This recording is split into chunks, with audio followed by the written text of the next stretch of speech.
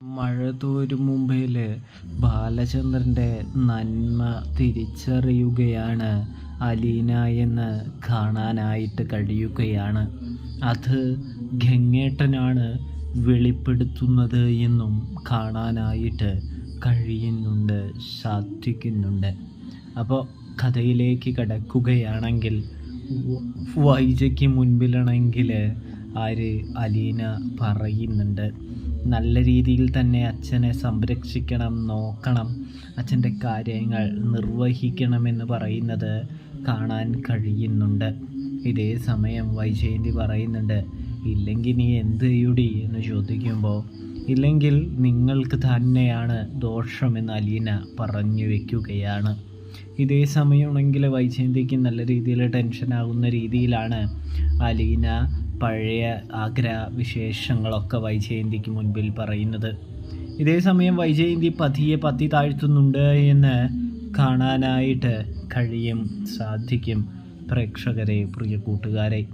അപ്പോഴാണെങ്കിൽ വൈജയന്തി നിനക്കിതൊക്കെ എങ്ങനെ അറിയാമെന്ന് ചോദിക്കുമ്പോൾ, മാഡം എൻ്റെ കൂടി അമ്മയായിരുന്നു, അങ്ങനെയായിരുന്നു ഞാൻ കണ്ടിട്ടുള്ളത്, പക്ഷേ മാഡം എന്നെ വളരെ വേദനിപ്പിച്ചു എന്ന് പറഞ്ഞു വയ്ക്കുകയാണ്. ഇതേ സമയം വൈജയന്തി തകർന്ന് തരിപ്പണമായി പോവുകയാണ്.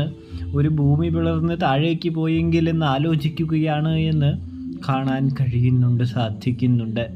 അങ്ങനെ മുത്തശ്ശിയോട് അലീന പറയുന്നുണ്ട്, മുത്തശ്ശി ഞാൻ പോവുകയാണ്, ഇവിടെ എനിക്ക് നല്ല ഓർമ്മകൾ മാത്രമാണ് ലഭിച്ചിട്ടുള്ളത്, ഇവിടെ എനിക്ക് ഒരുപാട് നല്ല മുഹൂർത്തങ്ങൾ ലഭിച്ചിട്ടുണ്ട്, നല്ല ഭക്ഷണം കഴിക്കാൻ പറ്റി, നല്ല വസ്ത്രം ധരിക്കാൻ പറ്റി, ടേബിളിൽ ഒരുമിച്ച് ഭക്ഷണം കഴിക്കാനായിട്ട് പറ്റി, അതെല്ലാം ഇവിടെ നിന്ന് എനിക്ക് ലഭിച്ചിട്ടുണ്ട്.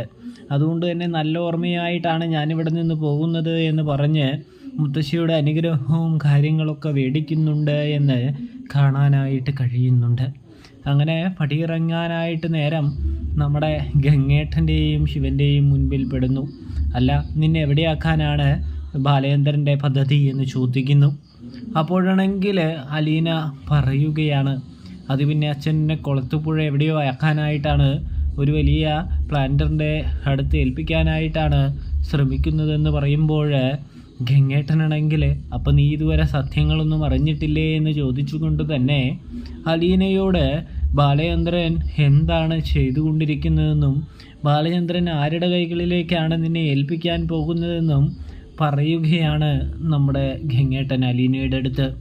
ഇതേ സമയം അലീന ബാലചന്ദ്രൻ്റെ നന്മ തിരിച്ചറിയുകയാണ് എന്ന് കാണാനായിട്ട് കഴിയും, സാധിക്കും. അപ്പോൾ സബ്സ്ക്രൈബ് ചെയ്യാൻ മറക്കല്ലേ കൂട്ടുകാർ.